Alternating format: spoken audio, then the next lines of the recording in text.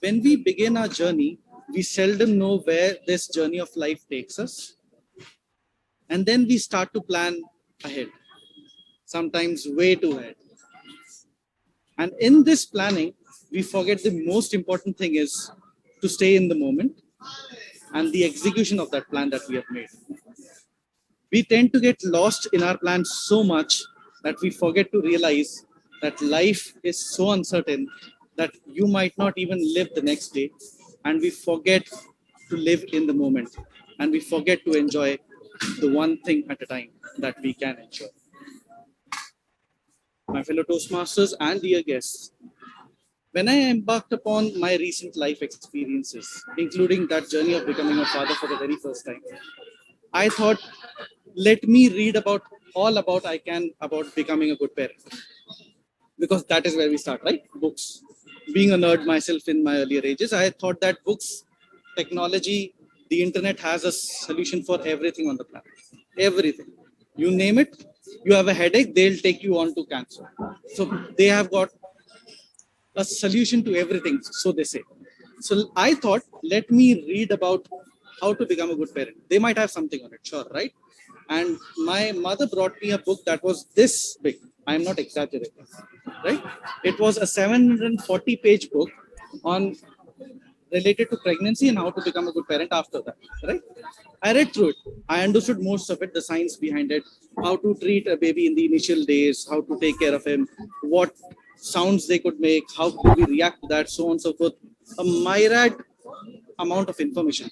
That information was so much, it felt like I'm taking course in big data, right? Because the information was so huge, I never realized this, that so much information could be there outside on becoming a good parent, and then still we have these experiences that we hear all around of parents not being great enough or children not being great enough. So I just thought to myself, why am I planning all of this? What is it that I'm planning this for? What is my expectation behind that? And I suddenly realized that in a jiffy, when I put two and two together, that my fear, innate fear was not that I would not be a good parent, but that my child in my future would judge me for not being a good parent, or at least not attempting it to. So my innate fear was not failing as a parent. My innate fear was being judged for failing as a parent. And then I started to plan being a good parent. And then once again, I fell into that vicious cycle, right? Planning and planning for everything, going through those pregnancy days, trying to figure out how, when the baby comes into my life, how will I plan? How will I take him forward along with my journey, or her along with the journey? Because I didn't know. I trust me, I didn't know. I should be very clear about that. But when we reach that stage, when we actually reach the stage, when the baby arrives into our lives, I really did not expect it to happen on the day it did happen. That was possibly the least conspicuous of days it could have happened. It was a very simple day. There were no flowers coming out of the garden. There were no clear skies. It was as murky as it was possible to be. And the day was going quite smoothly, and towards 7:30 in the evening, it kind of got worse. And then the next 24 hours, it got progressively worse. But then at the end of it, when that journey ended and the baby was there in my hands for the very first time, I could not remember a single line from that 740 pages. The only thing I could enjoy was in that moment. I really do not recount how many people were there in that room at that point of time. I really do not recall the color of the walls or even the place where that ward was at that point of time. If I go back right now to that hospital, it would be really tough for me to find that exact place where the child was born. I was so lost in that moment. And therein, I realized it is so important to stay in the present, because life has a way of pulling you back into the present if you plan too much ahead for the future. You can plan for a beautiful house. I just wrote down on that page when Toastmaster Ashish asked me to. I was planning for a dream house. I have seen people plan for that dream house and not being able to live in it because they plan so far ahead.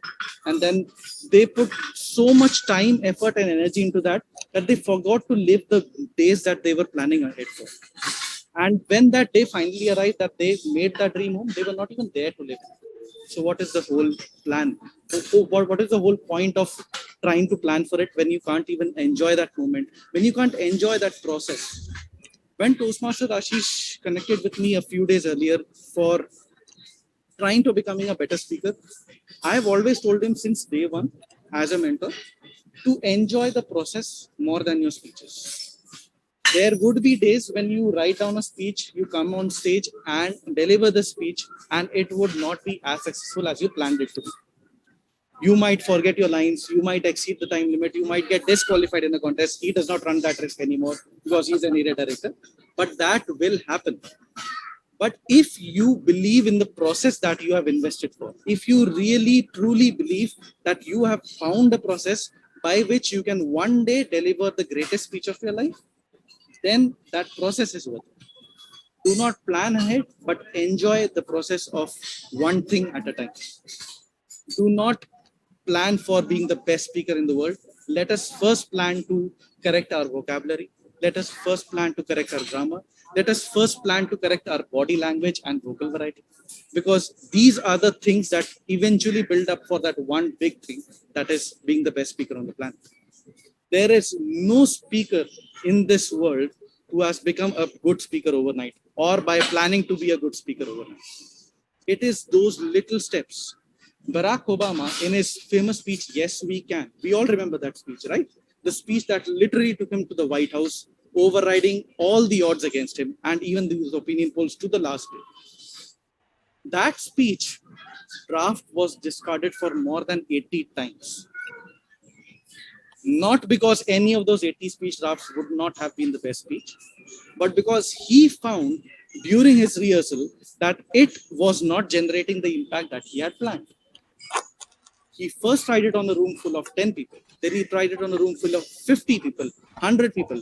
He had rehearsed that speech more than 100 times before going in front of 50,000 people and giving that speech in an auditorium. Why does that make a difference? Because he improved it one thing at a time. He did not revise the speech entirely. He took out one thing within that speech that was so crucial for his message that really did not give that impact. And he changed that. And then the next thing, and then the next thing. He enjoyed that process, and that process led him to one of the possibly the greatest speeches of all time. So, my friends, my point is simply this. Do we plan so ahead into the future that we forget to live in the present and enjoy the process? Or do we take it one thing at a time, enjoy the process, place our building blocks at the right places, and in turn achieve the dreams that we are planning for? It is not crazy to dream. What is really crazy is not working towards your dream one step at a time. Back to Toshima.